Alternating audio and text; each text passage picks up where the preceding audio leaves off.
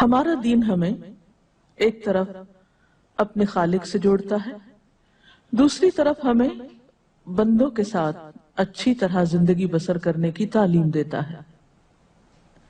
کوئی شخص صحیح معنوں میں دیندار ہو نہیں سکتا جب تک وہ اللہ تعالیٰ کے حقوق کے ساتھ ساتھ بندوں کے حقوق ادا نہ کرے۔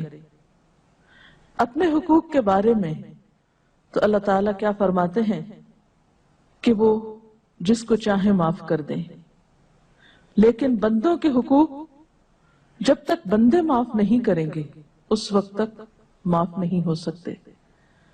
حقوق العباد کا معاملہ بہت اہم معاملہ ہے۔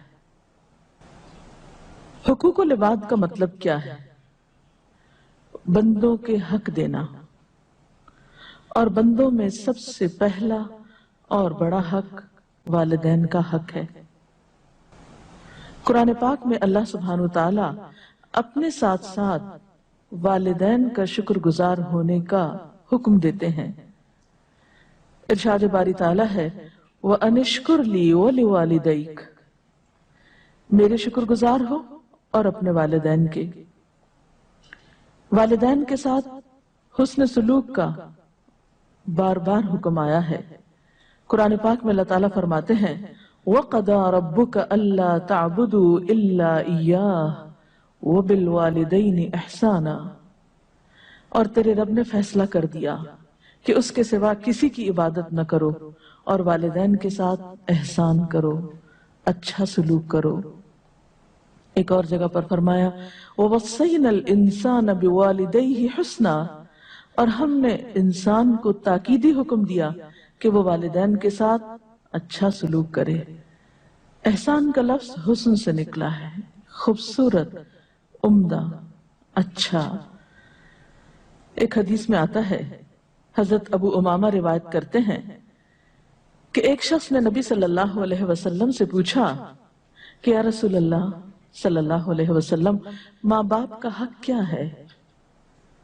یعنی اولاد پر ماں باپ کا کیا حق ہے؟ فرمایا دونوں تیری جنت اور تیری دوزخ، یعنی اگر تم نے ان دونوں کے ساتھ اچھا سلوک کیا تو تم جنت کے مستحق ہوگے، اور اگر نہیں کیا تو پھر دوزخ تمہارا مقدر ہوگی۔ سوال یہ پیدا ہوتا ہے کہ والدین کے ساتھ احسان یا حسن سلوک کس طرح کیا جائے، اور اس میں کیا کیا چیزیں شامل ہیں تاکہ ہم اپنے والدین کا حق صحیح طور پر ادا کر سکیں۔ سب سے پہلی بات تو یہ ہے کہ ہمیں والدین کے لیے شکر گزاری کے جذبات رکھنے چاہیے، جیسا کہ ارشاد باری تعالیٰ ہے اَنِ اشْكُرْ لِي وَلِوَالِدَيْكَ، اور شکر گزاری کا مطلب کیا ہے کہ انسان والدین کے لیے دل میں محبت کے جذبات رکھے، قدردانی کے جذبات رکھے، ان کے احسانات پر زبان سے بھی شکر ادا کرے اور پھر جواباً ان کی اطاعت بھی کرے۔ والدین کو خوش رکھنا یہ بھی احسان کی ایک شکل ہے۔ حضرت عبداللہ بن عمر کہتے ہیں کہ نبی صلی اللہ علیہ وسلم نے ارشاد فرمایا اللہ کی خوشنودی والد کی خوشنودی میں ہے، یعنی اگر والد خوش ہے تو اللہ تعالیٰ بھی تم سے خوش ہیں، اور اللہ کی ناراضگی والد کی ناراضگی میں ہے۔ ایک اور حدیث میں آتا ہے کہ ایک آدمی اپنے ماں باپ کو روتا ہوا چھوڑ کر نبی صلی اللہ علیہ وسلم کے پاس ہجرت پر بیعت کرنے کے لیے حاضر ہوا، تو آپ نے اس شخص کو واپس لوٹا دیا اور فرمایا جاؤ اور جا کر ان کو خوش کرو جس طرح تم انہیں رلا کر آئے تھے۔ گویا والدین کو خوش رکھنا اولاد کی ذمہ داریوں میں سے ایک ہے۔ پھر اسی طرح زبانی کلامی خوش بھی نہیں رکھا جا سکتا جب تک ان کی خدمت نہ کی جائے، اس لیے حسن سلوک کی ایک اہم کڑی کیا ہے کہ سب سے پہلے والدین کی خدمت کی جائے۔ اس سلسلے میں ہم دیکھتے ہیں کہ آپ صلی اللہ علیہ وسلم نے فرمایا وہ آدمی ذلیل ہو پھر ذلیل ہو پھر ذلیل ہو، یعنی 3 بار آپ نے یہ بات فرمائی۔ لوگوں نے پوچھا کہ اللہ کے رسول صلی اللہ علیہ وسلم کون آدمی؟ فرمایا وہ آدمی جس نے ماں باپ کو بڑھاپے کی حالت میں پایا، دونوں کو پایا یا ان میں سے ایک کو پایا، اور پھر ان کی خدمت نہ کی اور اس طرح جنت میں داخل نہ ہوا۔ تو گویا والدین کی خدمت جنت میں داخلے کا ذریعہ ہے، جنت میں داخل ہونے کا طریقہ ہے۔ اسی طرح ایک اور حدیث میں آتا ہے کہ ایک شخص آپ کے پاس جہاد کرنے کی غرض سے حاضر ہوا، تو آپ نے اس سے پوچھا کہ کیا تمہارے ماں باپ زندہ ہیں؟ تو اس نے کہا جی ہاں۔ آپ نے ارشاد فرمایا جاؤ اور ان کی خدمت کرو، یہی جہاد ہے۔ یعنی اگر والدین کی خدمت کرنے والا اور کوئی نہیں تو ایسے شخص سے تو جہاد بھی ساقط ہے۔ اسی طرح والدین کے ساتھ عاجزی اور انکساری کے ساتھ پیش آنا یہ بھی حسن سلوک میں شامل ہے۔ قرآن پاک میں اللہ تعالیٰ فرماتے ہیں وَاخْفِضْ لَهُمَا جَنَاحَ الذُّلِّ مِنَ الرَّحْمَةِ، اور ان دونوں کے لیے اپنے کندھے جھکا کر رکھو مہربانی کے ساتھ، یعنی ایک طرف مہربانی ہو اور دوسرے ادب اور احترام ہو۔ حضرت ابو ہریرہ نے ایک بار دو آدمیوں کو دیکھا، ایک سے پوچھا یہ دوسرے تمہارے کون ہیں، یعنی یہ تمہارے ساتھ کون جا رہے ہیں؟ تو اس نے کہا کہ یہ میرے والد ہیں۔ تو آپ نے ان کو تلقین کی کہ دیکھو ان کا نام نہ لینا، یعنی نام سے نہیں پکارنا کیونکہ یہ ادب کے خلاف ہے، کبھی ان سے آگے نہیں چلنا اور نہ کبھی ان سے پہلے بیٹھنا، یعنی ادب و احترام میں یہ چیزیں بھی شامل ہیں۔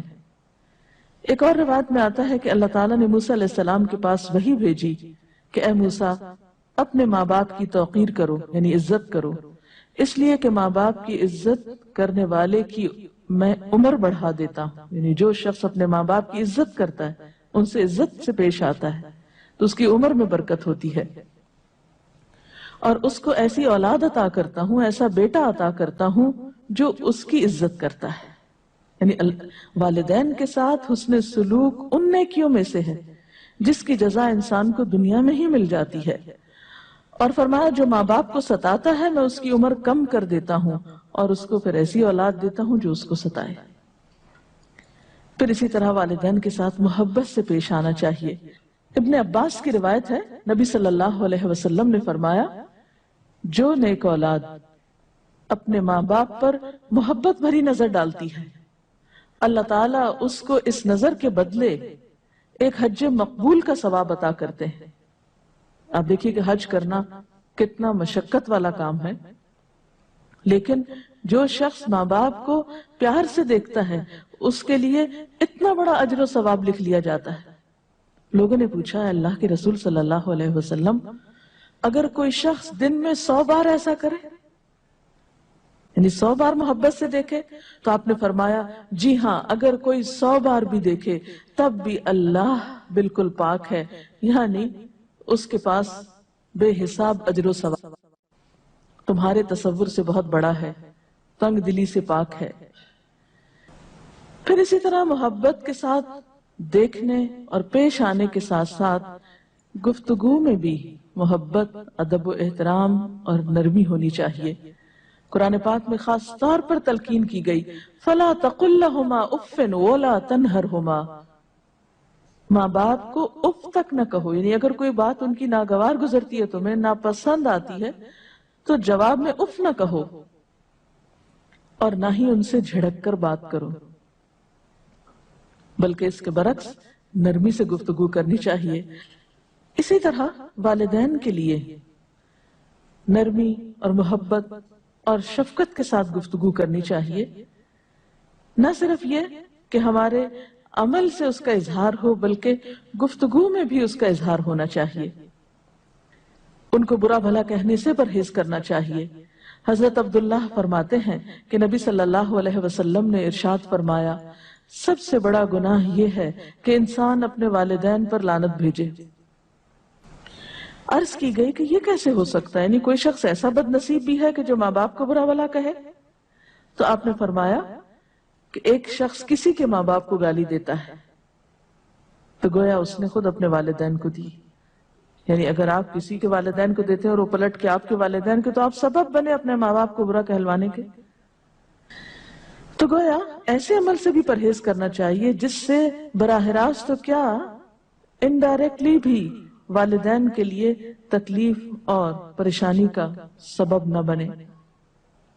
پھر اسی طرح والدین کی اطاعت کرنا، ان کی بات ماننا یہ بھی ضروری ہے، اور نافرمانی سے پرہیز کرنا چاہیے۔ اپنے ماں باپ کے ساتھ نیکی کرو، تمہاری اولاد تمہارے ساتھ بھلائی کرے گی۔ اسی طرح ایک اور روایت میں آتا ہے، آپ صلی اللہ علیہ وسلم نے فرمایا، کیا میں تمہیں بڑے گناہ کے بارے میں نہ بتاؤں؟ صحابہ کرام نے عرض کیا، کیوں نہیں اے اللہ کے رسول صلی اللہ علیہ وسلم؟ آپ نے فرمایا، سب سے بڑا گناہ یہ ہے کہ انسان اللہ کے ساتھ کسی کو شریک کرے اور پھر اپنے والدین کی نافرمانی کرے۔ اس وقت آپ صلی اللہ علیہ وسلم تکیہ لگائے ہوئے تھے، ٹیک لگا کے بیٹھے تھے۔ آپ نے تکیہ چھوڑ دیا اور فرمانے لگے، اور جھوٹ بولنا، جھوٹی گواہی دینا، سن لو، جھوٹ بولنا، جھوٹی گواہی دینا۔ اور آپ برابر یہی کہتے رہے، یہاں تک کہ ہم نے خواہش کی کہ کاش آپ خاموش ہو جائیں۔ پھر اسی طرح یہ ہے کہ انسان اگر والدین کی نافرمانی کرتا ہے تو اس نافرمانی کی سزا انسان کو دنیا میں بھی ملتی ہے۔ پھر اسی طرح یہ ہے کہ ہمیں والدین کی ضروریات کا بھی خیال رکھنا چاہیے، یعنی صرف زبانی اچھی باتیں کرنا یا وقتی طور پر کوئی خدمت کر دینا کافی نہیں، بلکہ اس چیز پر بھی نظر رکھنی چاہیے کہ وہ کس کس چیز کے ضرورت مند ہے، اور خصوصاً بڑھاپے میں۔ قرآن پاک میں اللہ سبحانہ وتعالیٰ فرماتے ہیں، یسألونک ماذا ينفقون، لوگ آپ سے پوچھتے ہیں کہ وہ کیا خرچ کریں۔ قل ما انفقتم من خیر فللوالدین، ان سے کہہ دیجئے کہ جو بھی تم مال میں سے خرچ کرو تو والدین کے لیے، یعنی پہلا حق انسانوں میں سے والدین کا ہے، والاقربین، اور رشتہ داروں پہ خرچ کرو، والیتامی والمساکین، اور یتیموں اور مسکینوں پہ خرچ کرو، وابن السبیل، اور مسافروں پہ خرچ کرو۔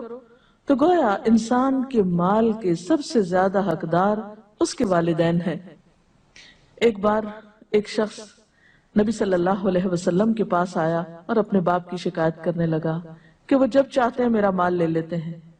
آپ نے اس آدمی کو بلایا کہ تم اپنے بچے کا مال کیوں لیتے ہو؟ ایک بوڑھا آدمی لاٹھی ٹیکتا ہوا آپ صلی اللہ علیہ وسلم کے پاس حاضر ہوا اور کہنے لگا، اے اللہ کے رسول صلی اللہ علیہ وسلم، ایک زمانہ تھا کہ یہ کمزور اور بے بس تھا، مجھ میں طاقت تھی، میں مالدار تھا، اور یہ خالی ہاتھ تھا۔